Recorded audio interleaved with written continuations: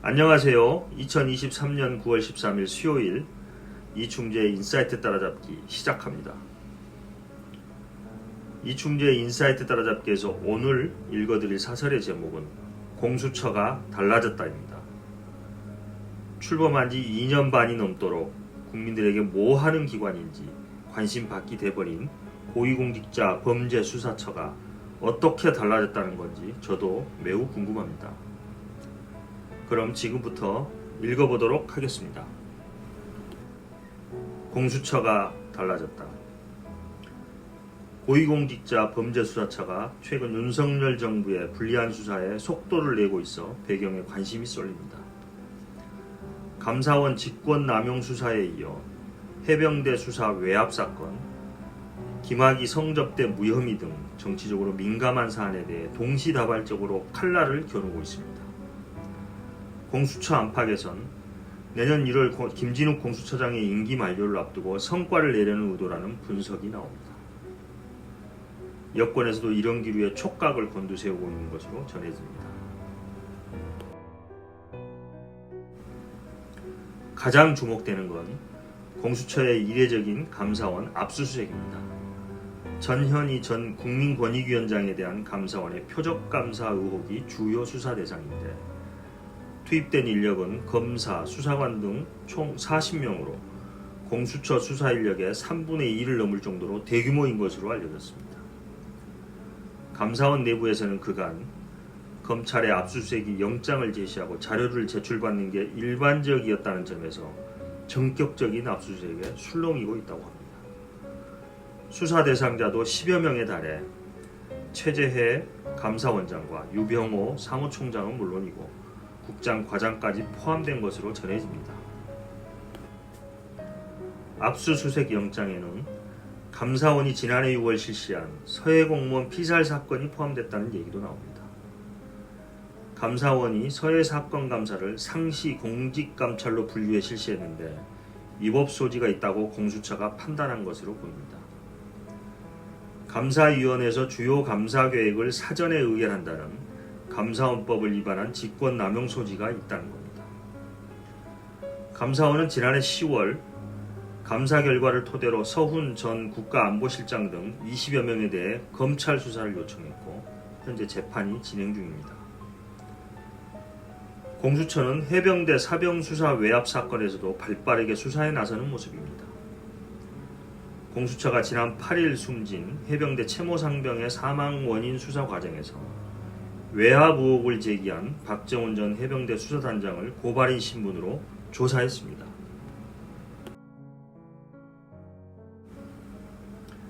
박 전 단장이 국방부 관련자들을 공수처에 고발한 지 2주 만에 신속하게 이루어졌습니다.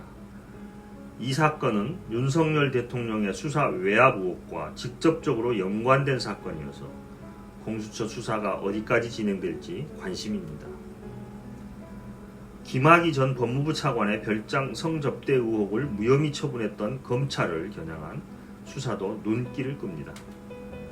공수처는 지난 5일 서울중앙지검에 검사와 수사관을 보내 김 전 차관의 과거 수사 기록을 확보했는데 검찰을 정조준한 것으로 해석됩니다. 박근혜 정권 때 김 전 차관을 대놓고 봐준 검사들을 처벌한다는 차원에서도 검찰 카르텔 해체라는 공수처의 존재 이유에 부합한다는 분석이 나옵니다. 공수처는 2021년 살아있는 권력의 미온적인 태도를 보여온 검찰을 보완하기 위해 출범했지만 성과를 내지 못했다는 비판이 많았습니다. 특히 윤석열 정부 들어 정치적으로 민감한 사안에 눈치를 본다는 지적을 받아왔습니다. 이런 상황에서 최근 공수처의 행보는 다양한 해석을 낳습니다. 법조계에선 김진욱 공수처장의 임기 만료가 얼마 남지 않은 상황에서 공수처가 유의미한 결과를 거두려 하는 것이라는 관측이 많습니다. 이와 관련해 공수처 내부에서도 이젠 제대로 역할을 해야 한다는 분위기가 조성돼 있다는 얘기도 나옵니다. 하지만 공수처가 여러 정치적 사건의 수사에서 제대로 성과를 낼 수 있을지는 미지수라는 의견도 적지 않습니다. 무엇보다 고질적인 인력과 자원 부족이 한계입니다. 현재 처장 등을 제외하고 실질적으로 수사할 수 있는 검사는 19명으로 정원 25명에 크게 모자랍니다. 김진욱 처장 후임을 놓고도 상당한 난관이 예상됩니다. 정부 여당의 공수처에 대한 부정적 시각을 고려할 때 윤 대통령이 정권의 우호적인 인사를 임명하려 할 가능성이 매우 큽니다. 공수처의 향후 움직임에 주목하지 않을 수 없는 이유입니다. 여러분 어떻게 잘 들으셨습니까? 오늘의 사설은 공수처가 감사원에 대해 전현희 전 국민권익위원장에 대한 표적감사 의혹 수사를 위해 공수처 인력의 3분의 2를 동원하여 대규모로 압수수색을 하고 있으며 해병대 사병 사망 사건 수사 외압 의혹에 대해서도 신속하게 수사를 진행하고 있다고 하고 오래전에 덮어졌던 김학의 전 법무부 차관의 별장 성접대 의혹을 무혐의 처분했던 검찰에 대한 수사도 시작했다는 사실을 보면서 그동안 성과를 내지 못했다는 비판을 받아온 공수처가 달라졌다는 제목을 붙인 것 같습니다. 인력과 자원의 부족이라는 한계에도 불구하고 공수처가 이번에는 국민들의 여망에 부응하는 결과를 내주기를 기대합니다. 그러면 다른 언론들은 이 주제를 어떻게 다루고 있을까요? 먼저 9월 13일자 노컷뉴스는 칼럼에서 무식한 소리가 요동치는 감사원, 누구를 감사하나라는 제목으로 이 칼럼에 등장한 무식한 소리는 작년 10월 5일 감사원의 유병호 사무총장이 대통령실 이관섭 국정기획수석에게 보낸 문자에서 등장한 용어입니다. 전날 한겨레 신문에서 지적한 감사원법 위반 보도에 대한 대통령실 보고자리였다고 합니다. 감사원의 실세 유병호 사무총장의 위세가 짐작되는 내용입니다. 여기서 등장한 무식한 소리라는 단어가 최근 전현희 전 국민권익위원장 찍어내기 감사에서 주심위원이었던 조은석 감사위원이 감사원 내부망 오아시스에 무식한 소리라는 제목의 장문의 시리즈 글을 게시함으로써 다시 회자되고 있습니다. 총 10편의 시리즈물이고 140페이지의 장문으로 구성된 무식한 소리에서 조은석 감사위원은 합의제 헌법기관인 감사원에서 감사위원회의 의결도 없이 감사원 4인방인 최재회 원장, 유병호 사무총장, 최다령 1차장, 김영식 공직감찰본부장이 감사원법을 위반하여 행한 불법 행위를 낱낱이 고발하고 있다고 합니다. 또 한 시리즈는 감사원 3인방을 헌법 파괴자이자 범죄자로 단정하고 있다고 하는데 20여일이 지난 지금까지 4인방 중 어느 누구도 반박하는 글을 내놓지 못하고 있다고 합니다. 전 정부 장관을 찍어내기 위한 무리한 감사가 부른 자충수이며 이로 인하여 감사원은 공수처로부터 7일째 압수수색을 당하고 있는 헌정사상 초유의 사태로 감사원의 위상이 말이 아닌 상황이 발생하고 있다고 합니다. 이런 감사원이 과연 누구를 감사할 수 있겠니라는 질문으로 칼럼을 마무리하고 있습니다. 다음으로는 이번 기회에 공수처에 대해 좀 더 자세히 알아보기 위해 기사 검색을 하던 중 시사인 기사 중에서 공수처법이 통과된 직후인 2020년 1월 21일 7,000명이 떨고 있나?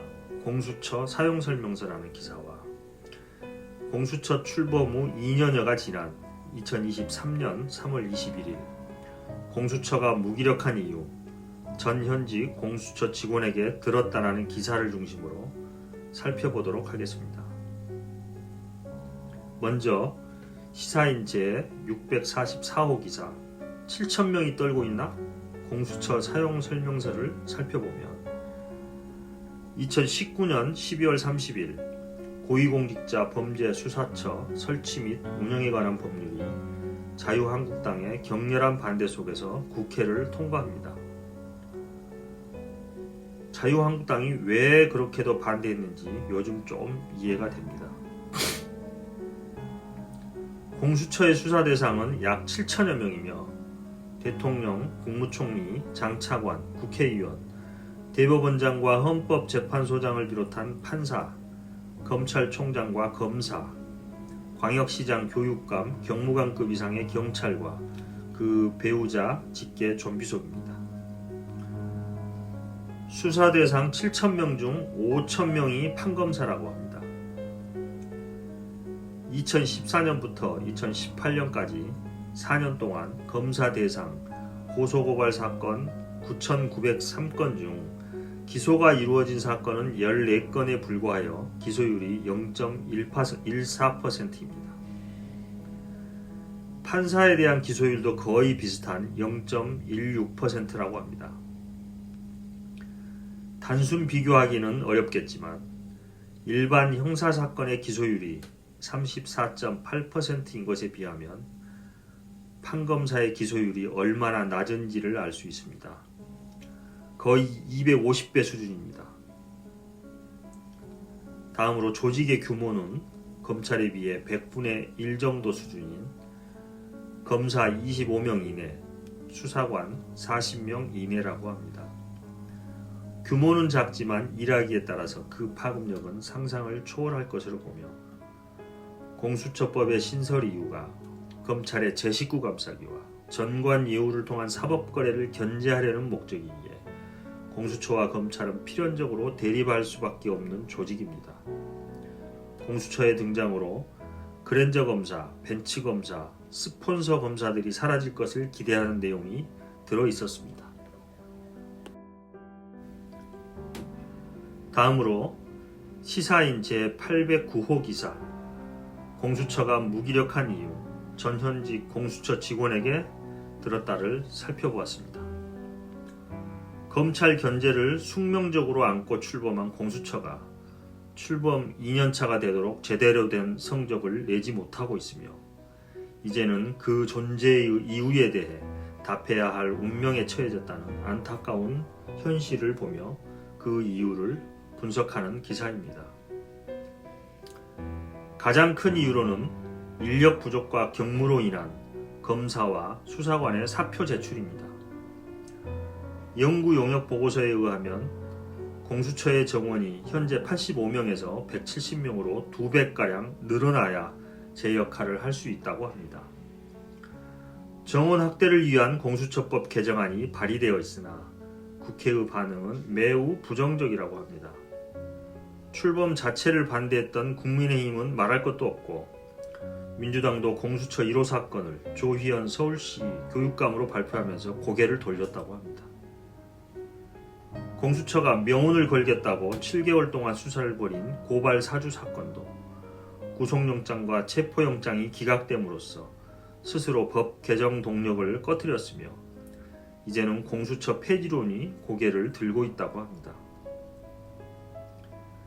오늘은 이렇게 두 개 언론사에 관련 있는 기사를 살펴봄으로써 공수처의 면면을 좀 더 상세하게 알아보았습니다. 이제 공수처는 실력으로 존재의 이유를 증명할 수밖에 없는 벼랑 끝에 몰려있는 것 같습니다. 이번에 시작된 감사원 직권남용 수사를 위한 압수수색과 해병대 수사 외압 사건, 김학의 전 법무부 차관의 별장 성접대 의혹 사건 수사에서 제대로 된 결과를 보임으로써 국민으로부터 인정받고 사랑받는 존재감 있는 조직이 될 수 있기를 기대해 봅니다. 그러면 오늘은 여기까지 하고 마치겠습니다. 오늘 읽어본 유튜브 영상이 도움이 되셨다면 구독과 좋아요, 알람 설정 부탁합니다. 오늘도 함께 해주셔서 감사합니다. 안녕.